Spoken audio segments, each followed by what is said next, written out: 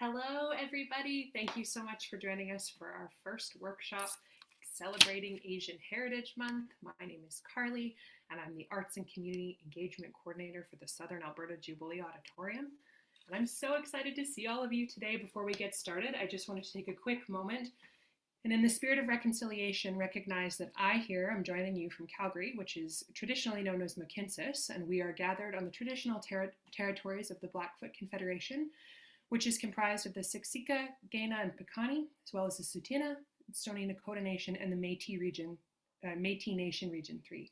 It's important that we recognize where we're all gathered, so I encourage you to take time today to figure out what land you're on and what that means for your class.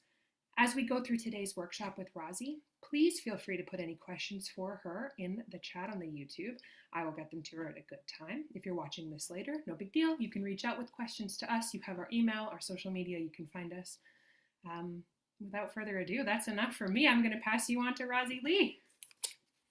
Hi, everybody. Thank you so much for having me, Jube School and Carly and everyone watching today. Thank you for having me as your guide today in our drawing.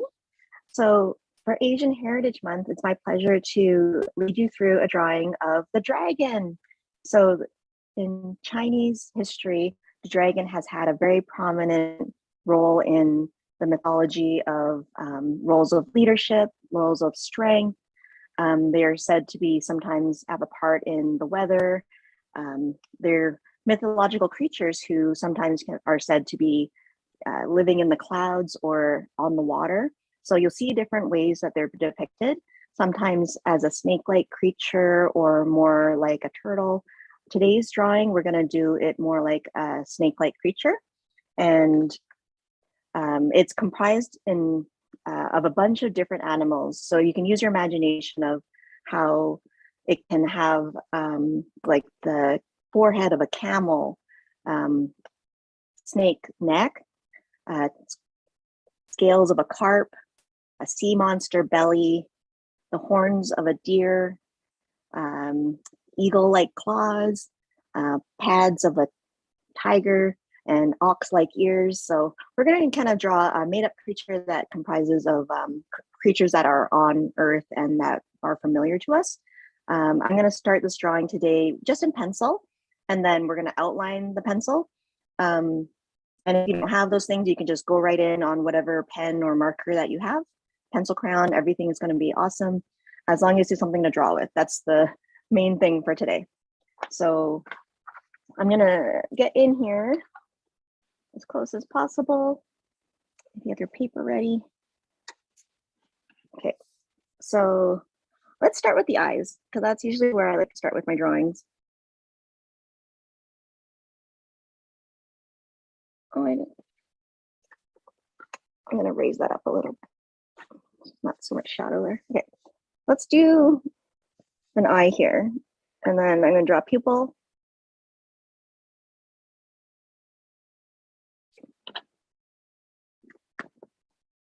Try it closer. So it is an eyeball. Let's do a furry eyebrow. So I'm just drawing flame-like texture. Just go back and forth, up and down. That's the eyebrow. Let's draw part of the head. So you do kind of a big round shape, kind of like a half circle. And then let's do the camel snout that we were talking about. This will be a nostril. And we're going to do the other nostril here. So that's like the side view of the head. I'm going to draw the other eyeball, just coming out this way. It's a three-quarter perspective of the dragon's face. So we got the two nostrils. Let's do the upper lip. It's just a wiggly one.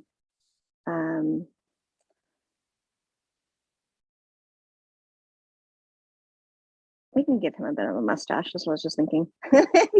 This one's going to have a bit of a furry upper lip. And then let's do the inner part of the mouth. You just want to go up and let's make him smile. This is the top of the mouth. Let's do the bottom of the mouth here. Just go down I'm giving enough space for the teeth.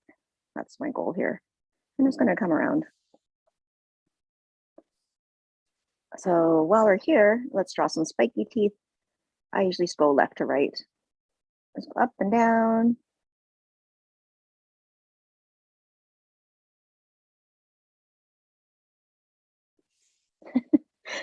Smiling dragon. Okay. Let's do the bottom lip here. Just kind of wiggle it up. It's a crocodile kind of like mouth, isn't it? I want to give this dragon a beard. So again, we're just going to go up and down, kind of like flames.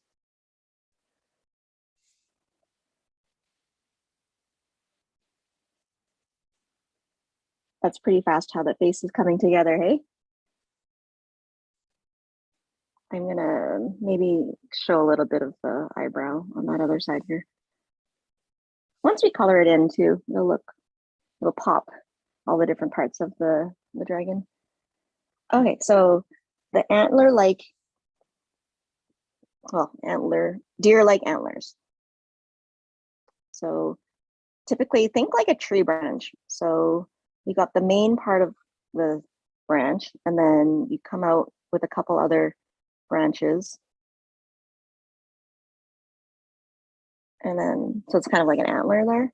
Well, antlers to me look kind of like tree branches, and there's a thicker branch in the middle, and then smaller ones coming out from it. And I think because of the three-dimensional layering we're doing, let's do some fur on the top of the dragon's head.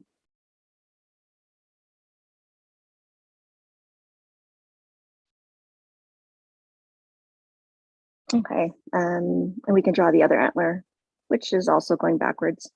So just kind of draw a couple little branches coming out. Something like that. Oh, let's do some, we can do the ears. Clay mentioned ox-like ears.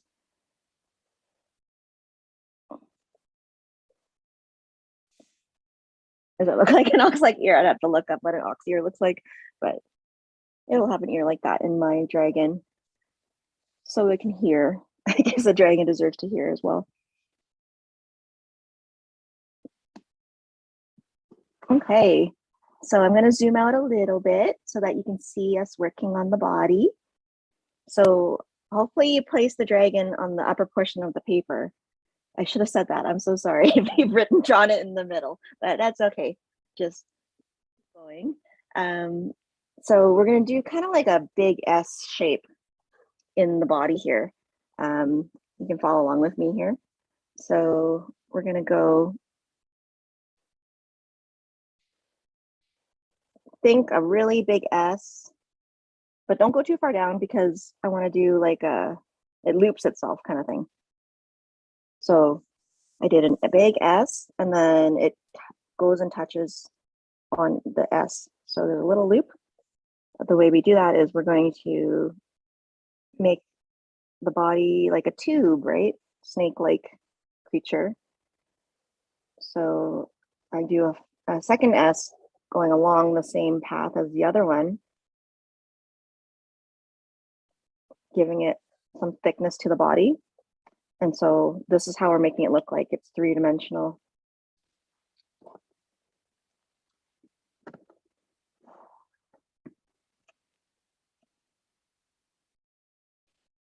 And then to do the bottom of the tail, we're just going to go like that. You can point it downward or upward. Mine's a little upward. I didn't want to take up too much paper so that you can see it still on mine. Because I don't want to, if I go too long, then I got to zoom out more and then you won't see as closely. So then if you're this far, let's do the fur on the tail. You can start with some spikes. Again, kind of like as if you're drawing a fire. Let's do some flame-like spikes. And there we go. Have some fun with that. I like drawing that kind of thing because if you think like a furry dog or a big lion mane, that's the kind of inspiration I think of when I think of like the volume and the texture of a dragon-like fur. won't be some flat matted fur, it'd be like big and fluffy. This is what I have in my brain of what it would look like if it were real. Okay, let's draw some arms.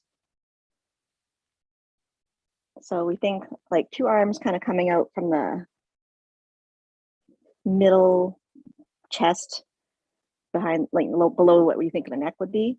And then we're going to draw some legs lower on the body there. So let's just draw a little arm and do one here and one here. Well, those are pretty skinny arms, but it's okay. I don't think a dragon would use his arm very often. And I imagine them to have a couple claws on top.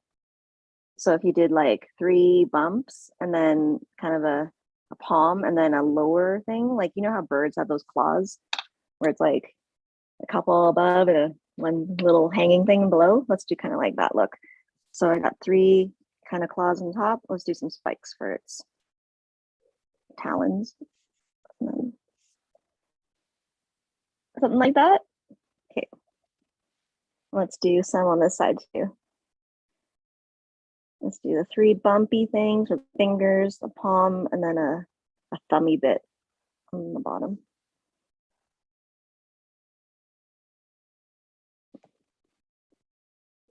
Yeah, I like that. Claws.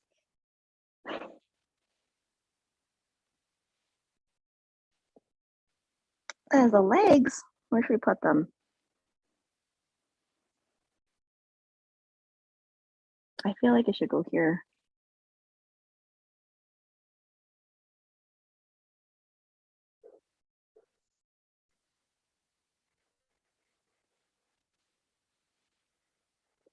A little bit bigger. I feel like, you know, we have bigger feet than hands. I made mine a little bigger than the top 2. Let's do the other one here.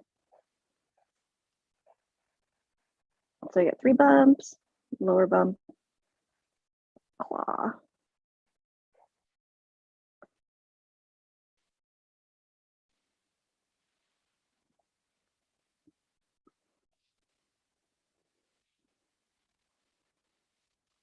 Okay, so hopefully you guys can take a look and get caught up to that. If you're already there, just if you have a black marker and you want to ink it in, feel free to do that. I've been drawing for many, many years, and with so much practice, I often just get into drawings right away with marker or like permanent type of drawing tool. From so much practice, I don't do a lot of pencil first. Sometimes I do still, but depending, I guess, on what I'm drawing, I feel it's a lot of you guys probably would like to start with pencil and then kind of erase. So we started with pencil here. I usually kind of go in the order that I did the drawing in.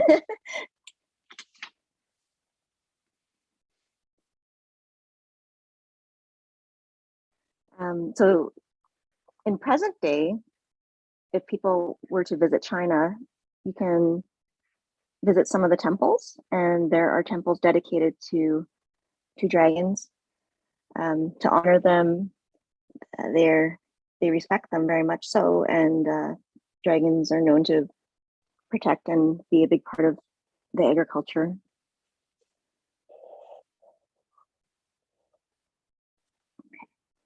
Ears, antlers. In Chinese history too, the dragon is often on the clothing of the emperor. Again, as the dragon is a symbol of leadership and strength.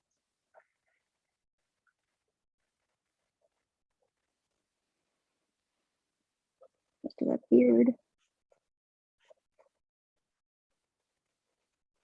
There we go.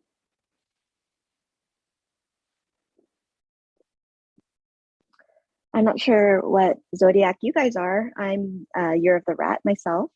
In the Chinese zodiac, there's 12 animals, including the dragon. The dragon was last the year of 2012 and coming up in 2024. So I don't know if any of you were born in 2012 or if you have parents that are gonna have kids maybe in 2024, you never know. You might have a sibling who's Year of the Dragon, or maybe one of your parents are Year of the Dragon.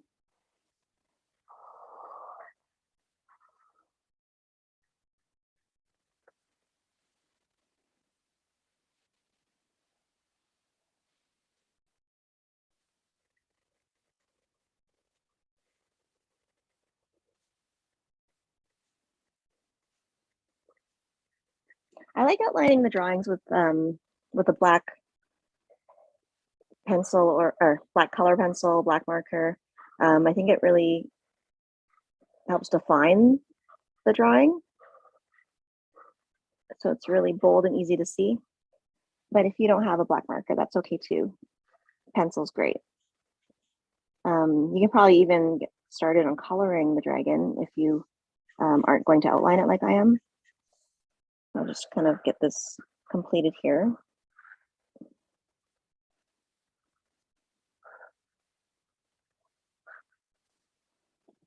Tail, my favorite part. Think like campfire. There we go. Okay. So it should be really easy for you all to see now.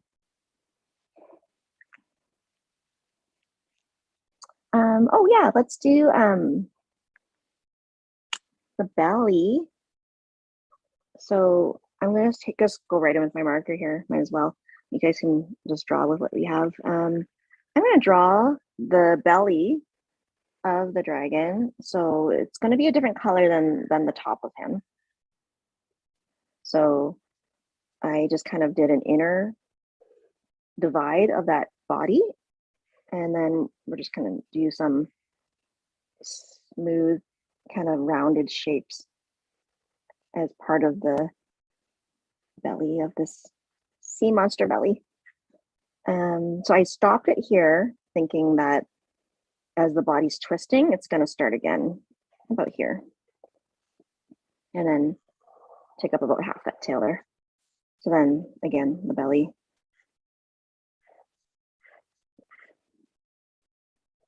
So with your dragon, feel free to use whatever colors you feel like.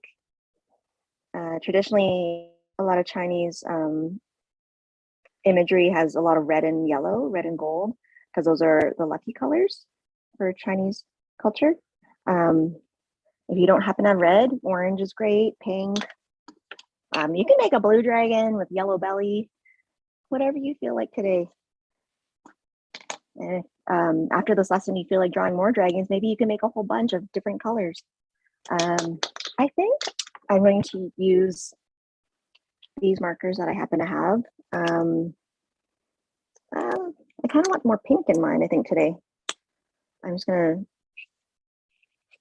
the fun thing about coloring is, I'm not sure if you guys have thought about blending and using multiple colors, but I find it looks so cool when you can use a bunch of different colors at the same time in the same part that you're coloring. It looks kind of like rainbow or 3D. So I'm going to use just above the belly some pink. Again, whatever color you happen to have or feel like, go ahead. I'm going to put some orange next to the orange on the mouth here.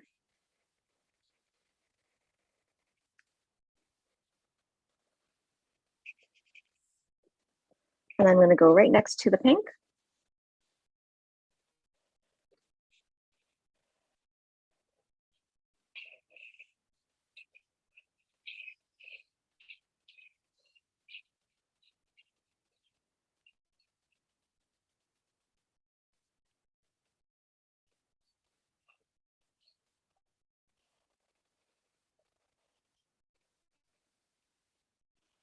I'm following along the shape of our dragon.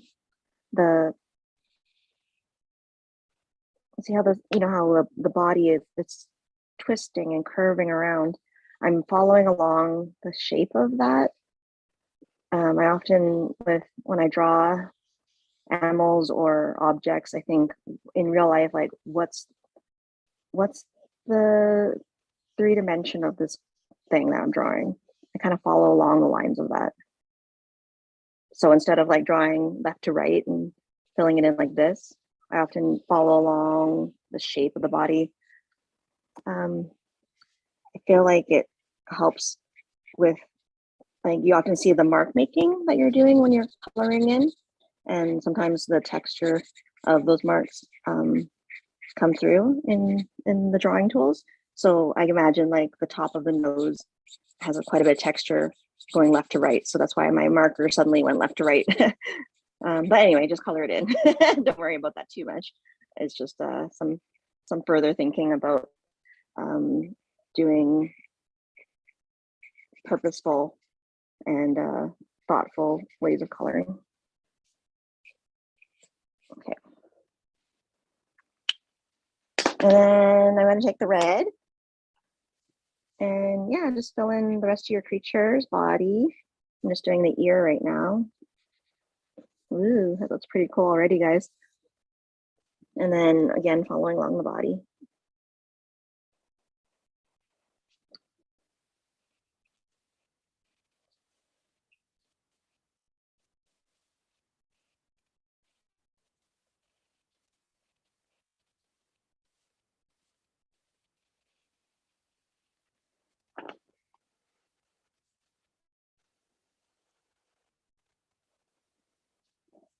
I know rainbow everything is so popular for kids these days. So this is our kind of take on the rainbow, using a limited color palette of warm colors at this time is what I kind of went with. A cool color palette, if you were to do blue, green, purple, that would be more of a cool palette. That would be nice to try next time if you want to draw another dragon.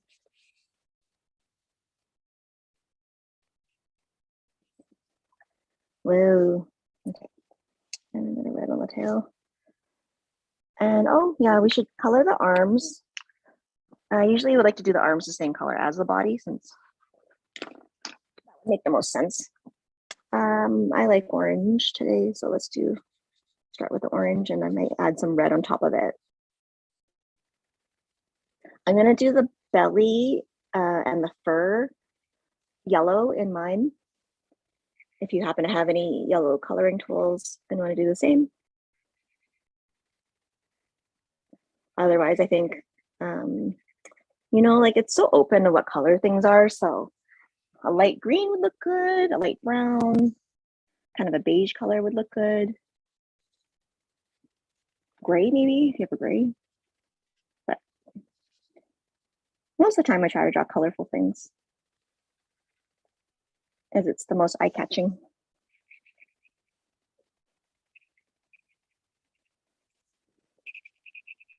So right now, all the legs are just orange. I think I might just leave it like that. Looks pretty cool.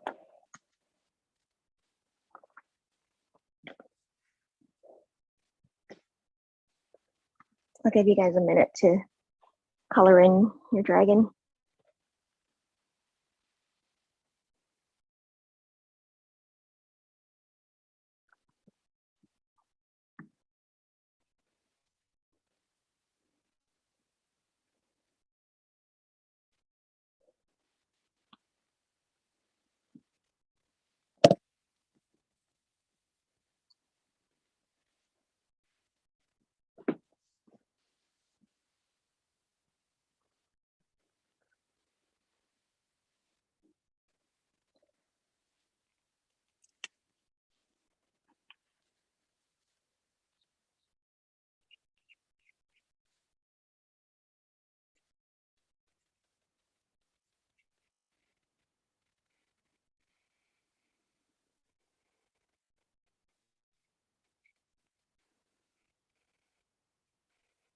It's so neat to see how color separates the different sections of our drawing.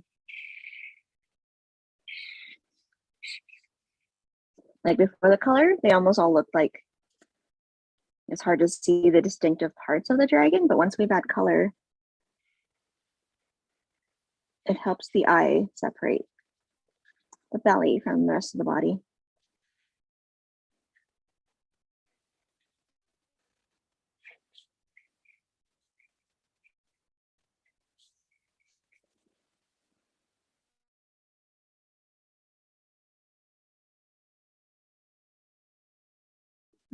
That beard is so cute.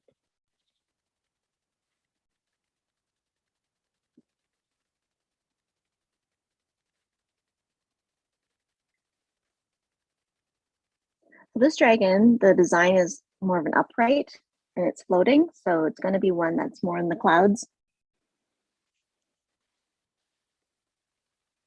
It's a flying dragon.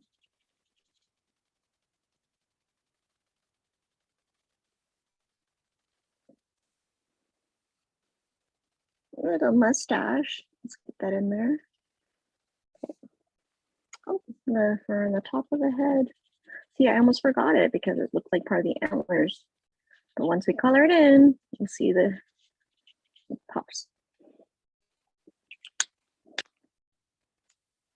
Oh, there's pink on the inside of the ear.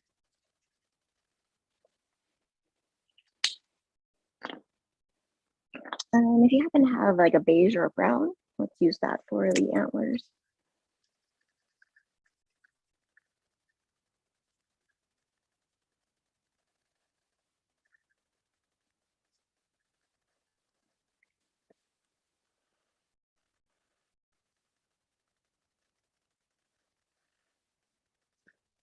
When we're done coloring here, we're going to be using our pencil or marker, if you're using a marker, to do scales on the body.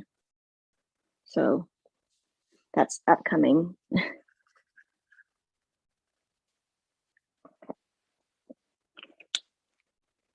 I want the claws to be brown. I can do brown claws. I think if I had a gray handy, I might do gray, but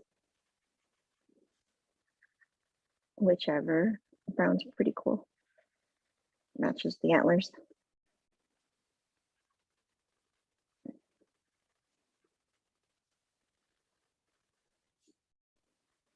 I think claws are, if you think of like an eagle claws, they are brown, aren't they? Their feet are like a brown, black. Oh, yeah, the tail. This yellow I have is kind of a darker yellow.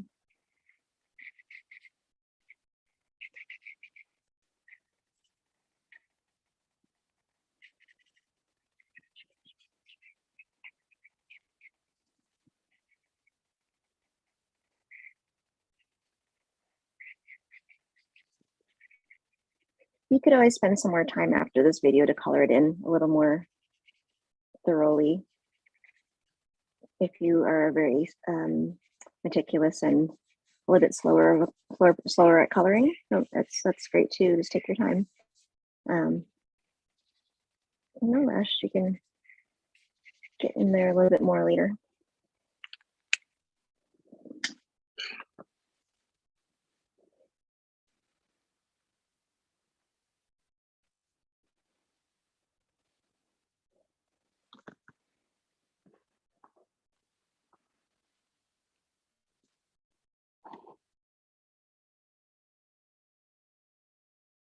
I'll give you guys a minute to keep coloring. I know I'm pretty fast. I'm so sorry.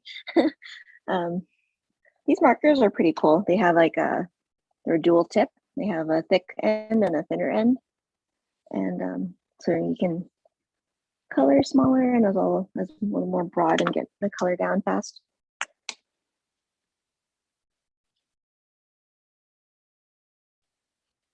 Maybe next time I do one of these videos, we can do like a pencil crayon one, colored pencils.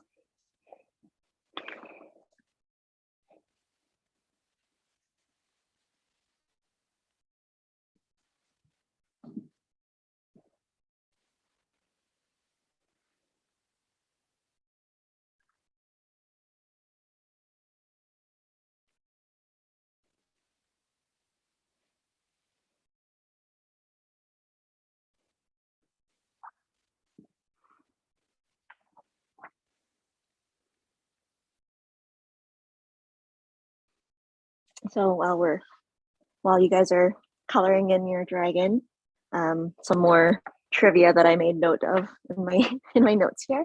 The dragon is one of the four smartest animals according to Chinese folklore. The other three are the unicorn, the phoenix, and a tortoise.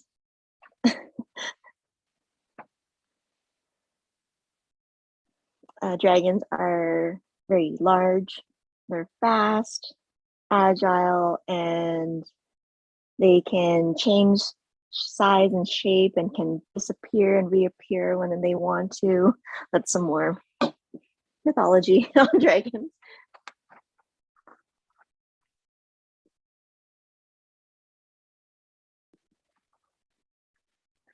I'm going to I'm going to go back to my black marker and draw some scales.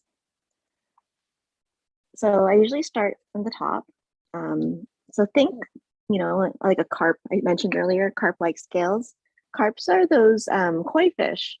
So when you think of the ponds, outdoor ponds with the water, and you see the really big goldfish looking fish, those are known as carp or koi fish.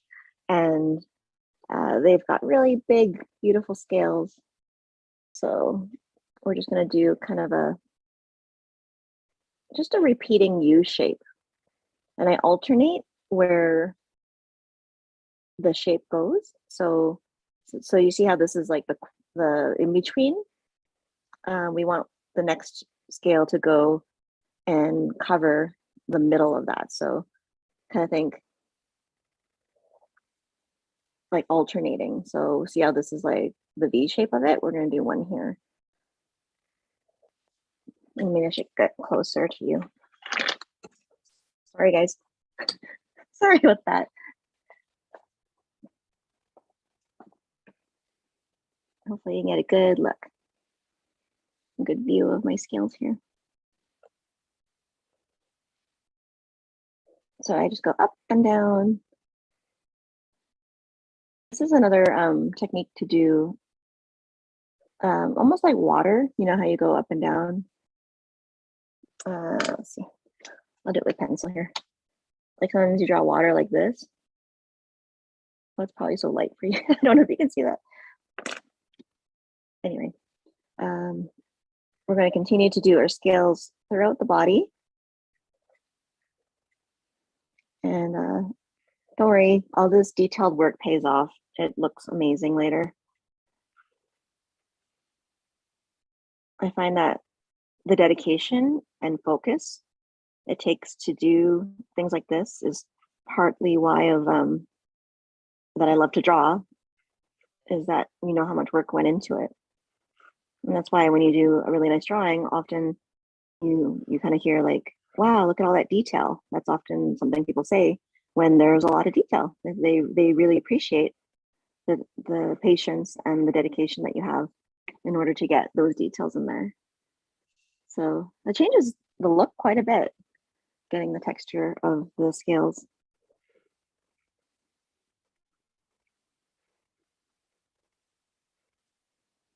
Okay. And then it gets, once you get used to doing them, they go really fast. And then the body gets smaller anyway, so.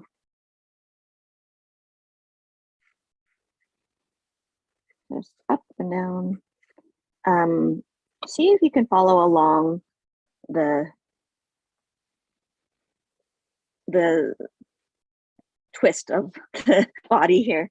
So we're going to make the direction of the scales follow this twist here.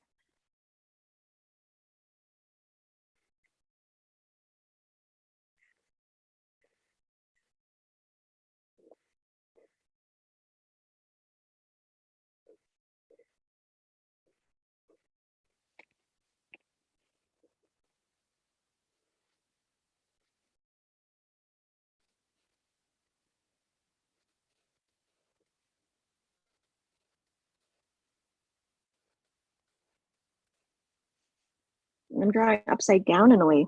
So now it's like, instead of a upward motion, it's like it's like that, up and down.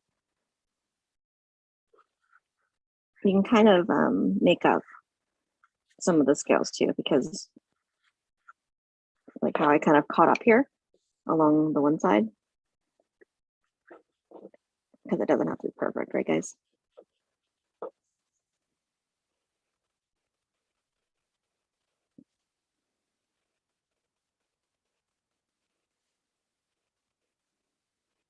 Yeah, I'm gonna catch up on the side here.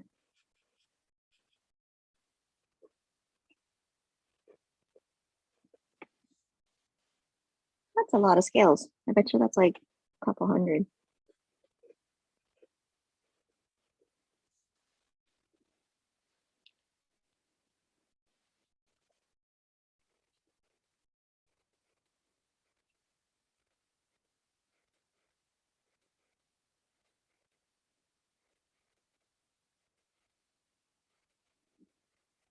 Almost done. Hey, Rozzie, there's a question. What brand of markers are you using? Oh, okay. So for the black, I'm using just a Sharpie. Everyone has a Sharpie. For my colored markers, these ones are called Prismacolor. You can find them at Michael's actually. It's in the artist section, not the kids section. It'll be in like in the artist section where they have more professional level grade supplies.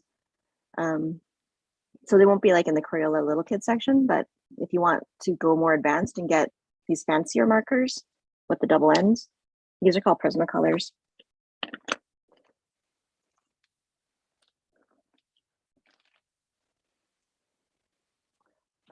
So they actually come in a lot of colors. I'll show you my eye from the drawing for a little bit here, but I have like a whole tray of colors from this set, and it was pretty expensive. I think it came with like, oh man, there's so many markers here. There's probably like 60 colors. And then I think it was like a $200 set. And they are pretty old actually. They're about 10 years old and they're still going. So that was a pretty good investment on my part that they're still working for me. They were expensive, but if you're an artist as your career and as a professional artist, you do spend quite a bit on supplies. And so for me, it's worth it. For kids, it might be a bit much. So I would use the Crayolas. I should just get a pack of Crayola and use them for you guys, honestly. But these are what I have actually. So I haven't bought markers in over 10 years. But I'm running low on the red. It's a bit faint.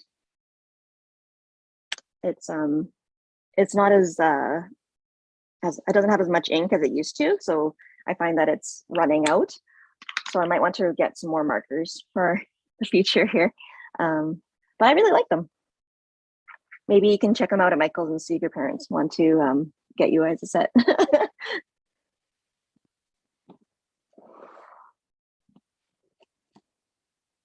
Okay.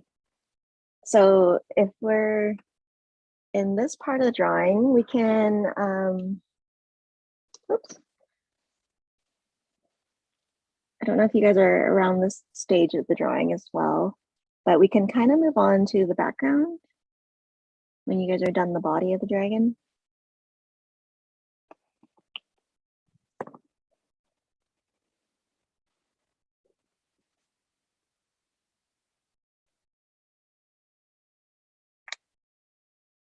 I'm going to go in with my pencil this time to kind of sketch out the clouds. Oops, sorry guys.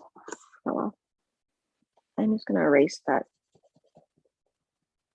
water line I was doing earlier. Okay. So this dragon's going to live in the clouds. So let's draw a few clouds scattered behind the dragon. To add a twist to the normal, typical, like often this is a scrap paper here. Often clouds are kind of like a big popcorn. I see them as popcorn. So let's try to add a twist to them. Let's do a swirl. And then as we kind of go around, let's do that popcorn, but we've added a swirl. You can even go the other direction. Kind of fun.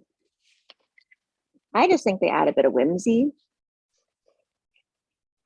They're way more fun to draw and they're very cute.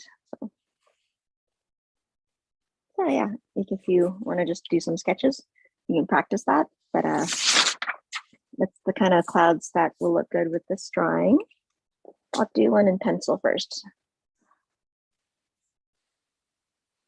Let's see, I'm gonna go here.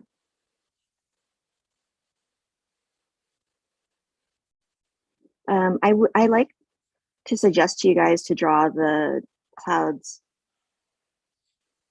that they're behind the dragon, so that as you can see, I did my swirl and then I went around with the round shapes, but then I went behind the dragon, and I think that looks nice and that gives it depth to the drawing. And they don't all have to be like that, but if a couple are, then it gives you an idea that the clouds are behind him. So we can do a smaller one here, maybe.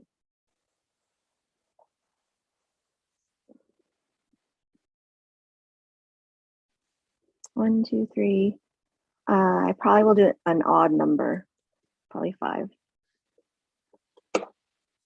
And an odd number because it's not so symmetrical. I like it to be a little more flow to the composition. So nothing is really at the same line in terms of where it lands on the paper. So like, let's say I did, if you end up putting clouds like in rows, it doesn't look very natural, right? Because when you look in the sky, it's very sporadic, it's very random. So to kind of show that a little more natural look to the clouds, we want to kind of place them a little more randomly and not like in rows or in columns. So this cloud is a little more to the left and this is higher, and they all kind of don't end at the same spot. And that's kind of what I do with a lot of my drawings. I like to place things so it gives flow and fluidity to the composition, and so it brings your eye around. I think that I'm going to do a cloud down here below the dragon. It's a little one. I mean, that's too close to him, actually. That's why I guess maybe I'll erase that and do another one.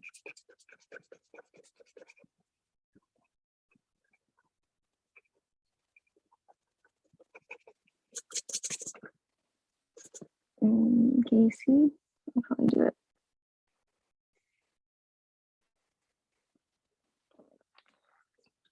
Something like that. Okay. So for the clouds, I'm just going to go in with the black now, with on top of the lines I just did.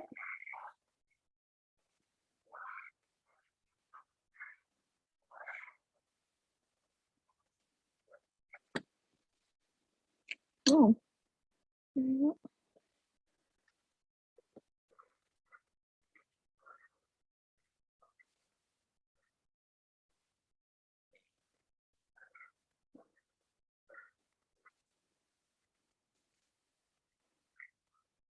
The reason why I just use a Sharpie marker with you guys is because they're so accessible. Everybody has a Sharpie marker at home. I particularly don't like the smell. So if I were you guys, I'd be using like a Crayola or something that's less toxic, I guess. Like there's most markers for kids don't have a smell. But like I said, I have to go buy myself some Crayolas for next project.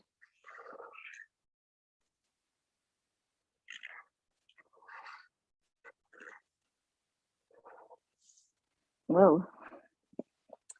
And the bottom one. This one's kind of a sad looking one. I should place it up a bit.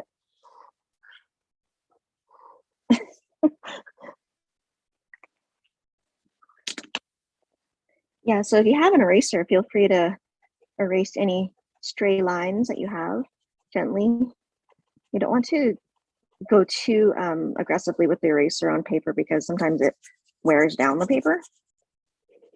You also make sure that whatever you're coloring with is okay to use an eraser on top of. Like if you're using colored pencils, you can't really erase your pencil on top of the colored pencil, but with markers, like the marker's not going to move anywhere.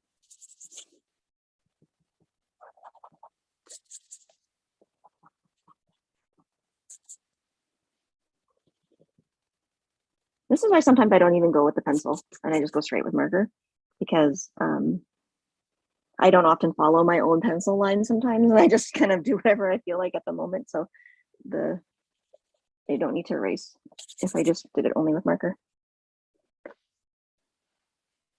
Okay, so those are some of the clouds. Let me know if you guys have any other questions too along the way, and Carly will help me with that. Now, if you happen to have a sky kind of color, I'm going to use a light blue.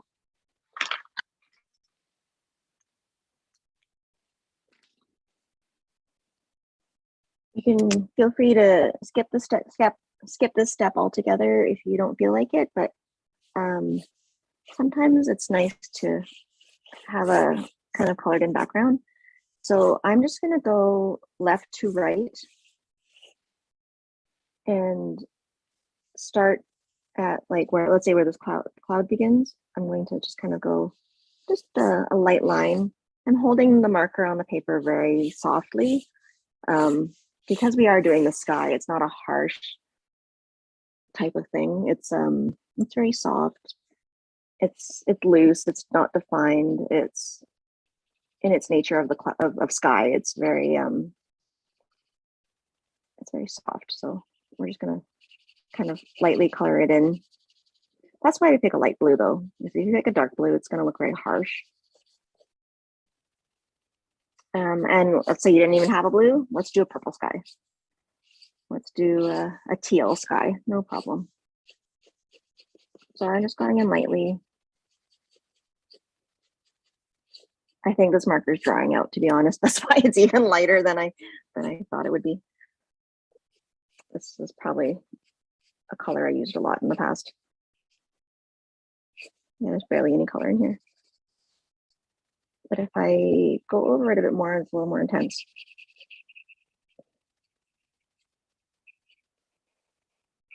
So I'm just trying to make more intense moments with this color by the creature and then a little softer on the edges. So if you had pencil crayon or crayon, you would just, press a little bit harder near the animal and then kind of blend it out by just having a lighter pressure on the paper with your coloring tool. And then I'm just gonna softly color them in. So I'm avoiding the clouds. I'm gonna leave those white.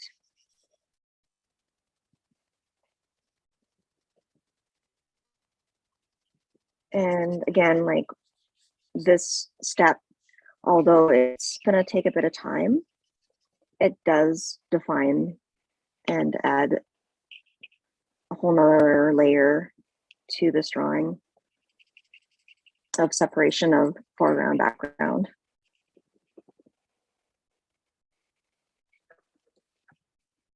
Yeah, this marker's totally running out.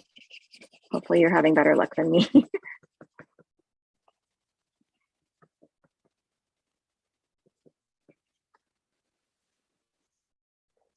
It is the right shade of blue that I wanted though.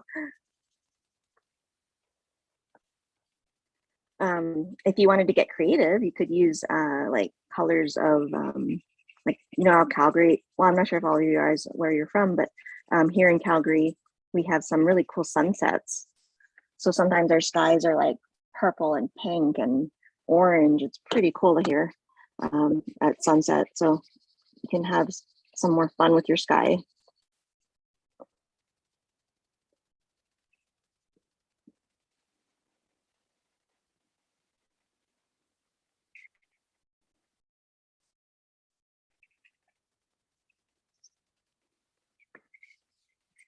And try and do some more horizontal lines.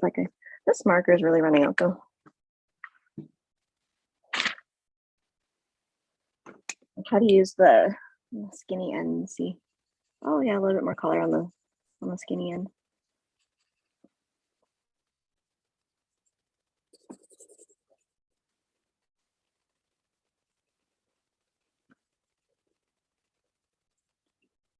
When I was a kid, when I was 7, 8, 9, 10, I entered a lot of coloring contests and I used pencil crayons. And my dad was teaching me, the idea when I was that age was that the harder I press and the more like densely filled in that coloring page was a nice look. So that's what I was doing at when I was your guys' age. I was coloring in coloring contests for like Easter and Halloween, different local shops like Shoppers Drug Mart and stuff. They had coloring contests, and I think they might even still do that, which I think is awesome because that really inspired me when I was a kid to work really hard at getting really good at coloring.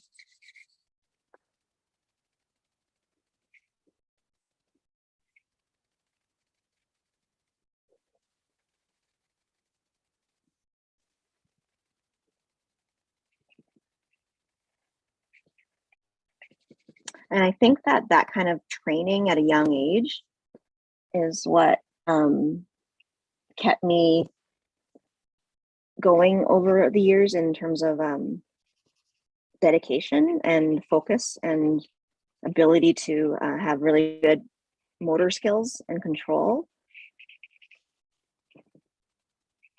of whatever I'm using to color. So, oh yeah, this marker's gone. Sorry guys, I need a new set apparently. Too much time has passed that it's dried up.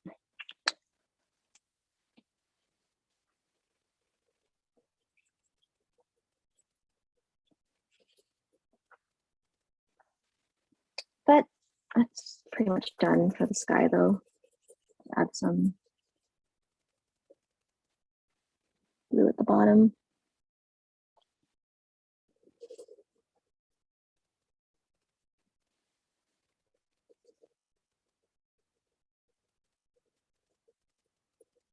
I think this would be a really fun drawing to do with watercolor. But it would be, the tricky thing with watercolor is controlling the water and the brush, like controlling where the paint is going. Sometimes it can be tricky to maneuver it because watercolor is not so predictable. It sometimes has a mind of its own, so to speak. So yeah, it would look good as a watercolor too, but that's for another day. Okay, so my marker's running out, no big deal. It's kind of cool because it's like a faded sky anyway, and that's kind of a neat soft look. So okay, I'd rather keep kind of squeezing out a bit of color out of this one than switching to a different blue. I think it would look a little, I prefer to use the same color blue than just try to a couple blues.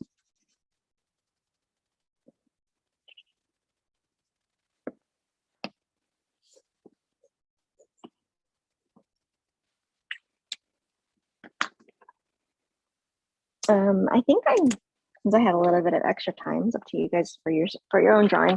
I'm going to add a little bit of pink in the mouth. So I'm going to just go under the teeth.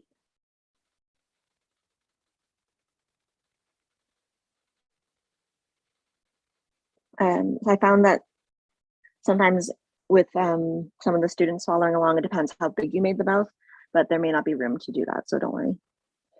Everyone's going to look a little different, have its own character. You can even name your dragon. Yeah, don't forget to write your name on your drawing and the date. Sometimes people like to write the date. so that remember how old they were or when they were able to do this drawing.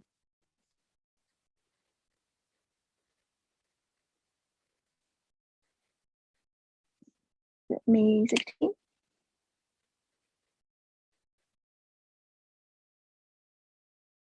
2022.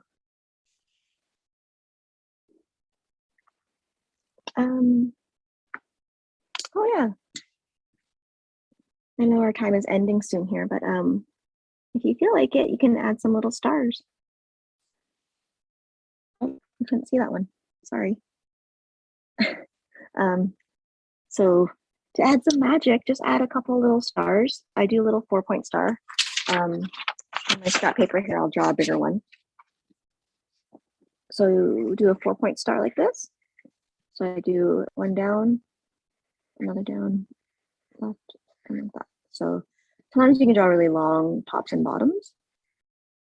So it's more of like a long star. So it looks like twinkling.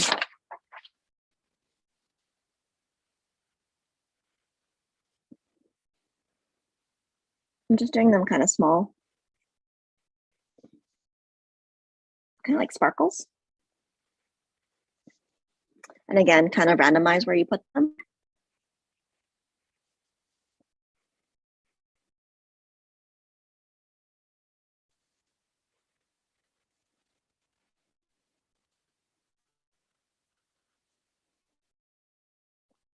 I don't think I would draw them too big because sparkles are pretty small. Okay.